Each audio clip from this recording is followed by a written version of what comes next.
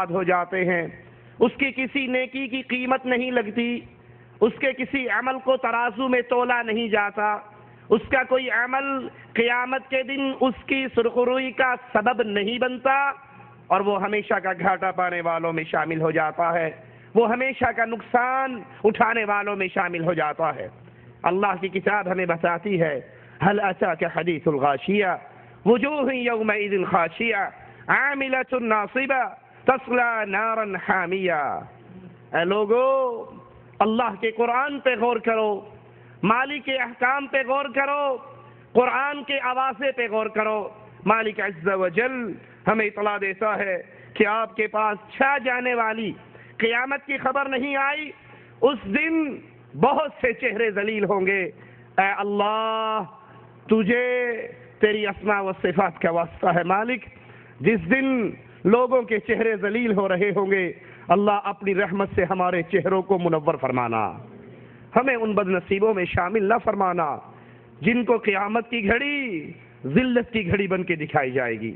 چھا جانے والی قیامت کی خبر، اس دن بہت سے چہرے ذلیل ہوں گے، محنت کرنے والے، محنت کر کر کے تھکے ہوئے، نمازیں پڑھ کے تھکے ہوئے، روزے رکھ کے تھکے ہوئے، حج کر کے تھکے ہوئے، جہاد کر کے تھکے ہوئے، قتال کر کے تھکے ہوئے، مار کے لڑکے تھکے ہوئے، زخموں سے چور، لیکن یہ عمل، یہ نمازیں، یہ روزے، یہ حج، یہ جہاد، یہ قتال، یہ مار کے، یہ تمام اعمال قرآن ہمیں خبر دیتا ہے محنت کرنے والے عاملۃ ناصبہ تصلی نارا حامیہ، دہکتی ہوئی آگ کے اندر مالک ان کو داخل فرمائے گا۔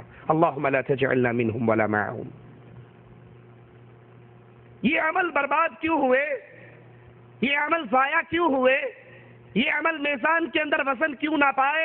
کیونکہ انہوں نے لا الہ الا اللہ کو جانا نہیں، سمجھا نہیں، اس کے تقاضوں کو مانا نہیں۔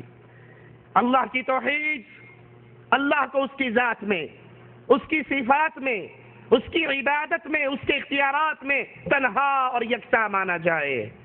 جو حق اللہ کا ہے وہ کسی اور کو نہیں دیا جا سکتا، وہ اپنی ذات میں یکتا ہے، وہ اپنی ذات میں تنہا ہے، وہ کائنات پوری کا نظام چلانے والا ہے اور تنہا پوری کائنات کا نظام چلاتا ہے۔ قل هو اللہ احد، وہ ایک ہے، وہ بے نیاز ہے، لم یلد ولم یولد، نہ اس نے کسی کو جنا ہے نہ وہ جنا گیا ہے، اور کائنات میں کوئی اس کا ہمسر، اس کا ہم پلہ نہیں ہے، اس کے برابر کا نہیں ہے۔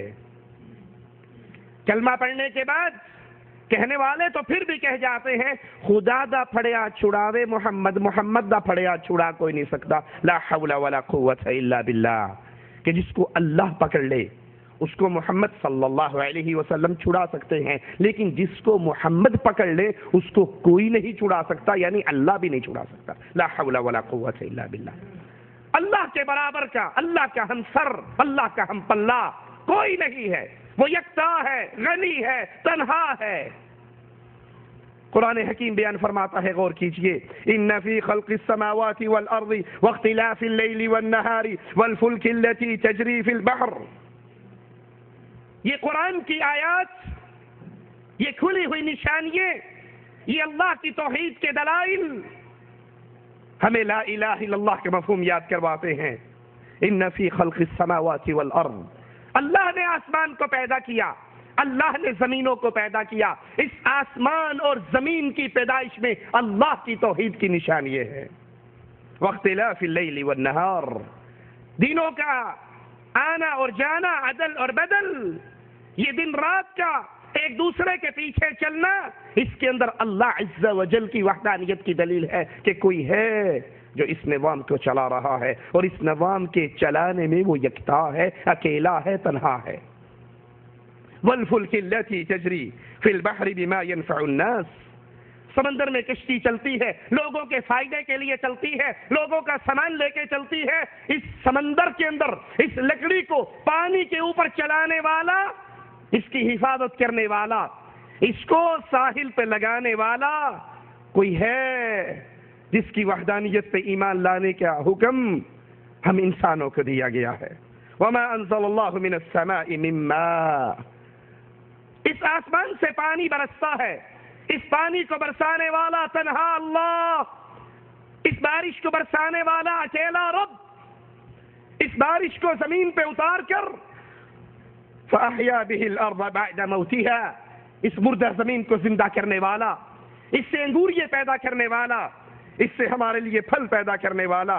وَبَثَّ فِيهَا مِن كُلِّ دَابَّةٍ، زمین پہ گھوم لیجئے، کہیں مور کے پروں کو دیکھیے اور رنگ ہے، تیتر کے پروں کو دیکھیے اور رنگ ہے، فاختہ کے پروں کو دیکھیے اور رنگ ہے، چوپایوں کو دیکھیں تو اور رنگ ہے۔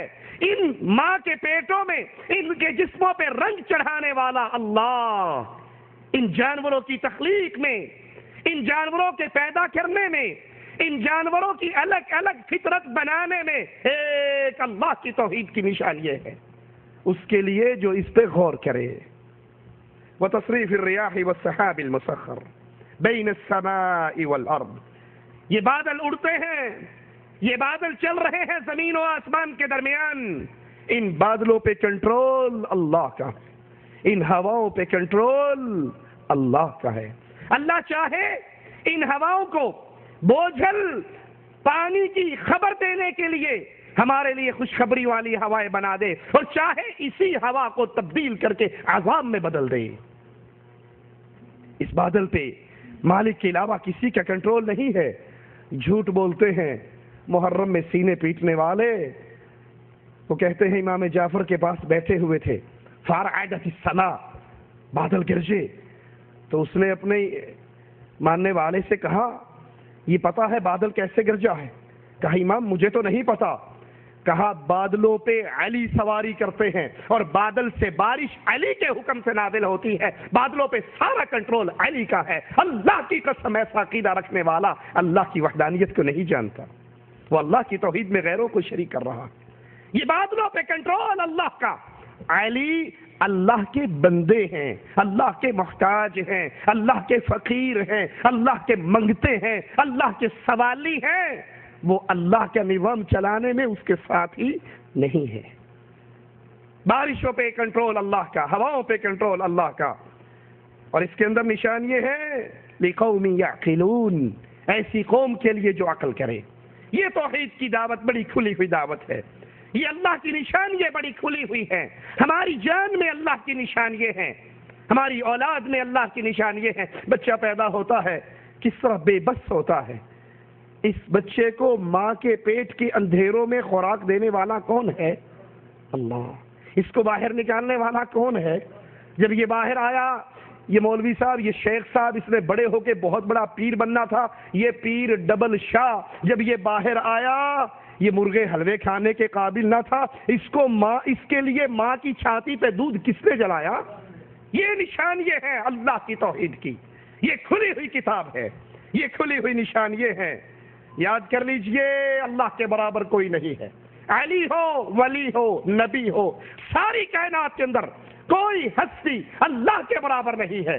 جب کوئی اللہ کے برابر نہیں تو پھر اللہ کی عبادت میں کسی کو شریک نہیں کیا جا سکتا، اللہ کی ذات و صفات کا حصہ کسی کو نہیں بنایا جا سکتا۔ اللہ کی کتاب ہمیں پیغام دے رہی ہے فَلَا تَجْعَلُوا لِلَّهِ أَنْدَادًا وَأَنْتُمْ تَعْلَمُونَ، بس جان بوجھ کر اللہ کا ہمسر، اللہ کا ساتھی، اللہ کا شریک نہ بناؤ، وَأَنْتُمْ تَعْلَمُونَ، اور تم جانتے ہو کہ اللہ کا کوئی شریک نہیں۔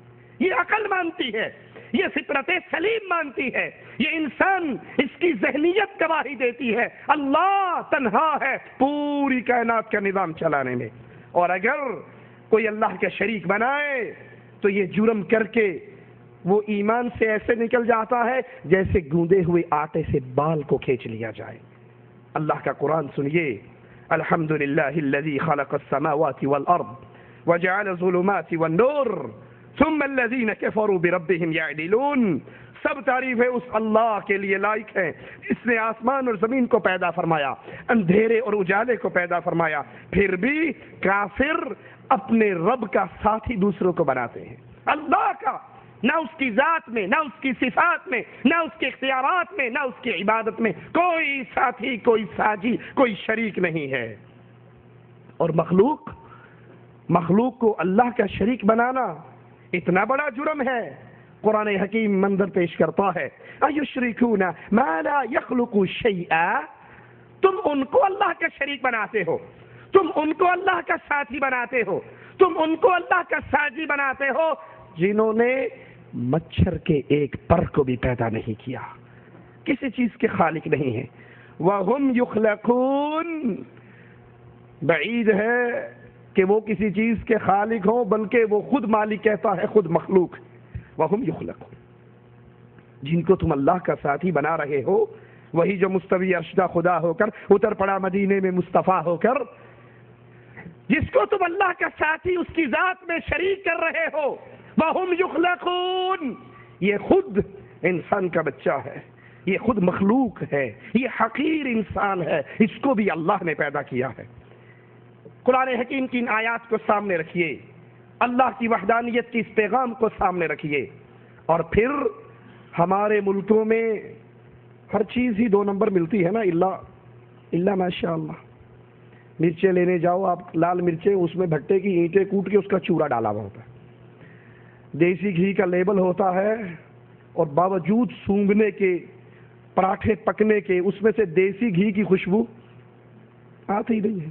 لیبل دیسی گھی کا، اندر ڈالڈا بھرا ہوا ہے، اور ڈالڈے کے اندر اللہ ہی جانتا ہے کیا بھرا ہوا ہوگا۔ اور پھر یہ 2 نمبر چیزیں کھا کھا کے ہمارا میدا بھی بیڑا غرق ہو چکا ہے، اس کا بھی۔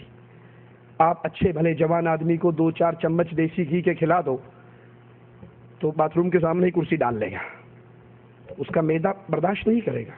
کیوں؟ اس نے کھائی ہی 2 نمبر چیزیں ہیں، میدا اسی کا عادی ہے۔ جب اصلی چیز ملے گی تو پیٹ میں تو گڑبڑ ہوگی نا۔ جہاں دنیا والوں نے دنیا کی ہر چیز میں ملاوٹ کی ہے،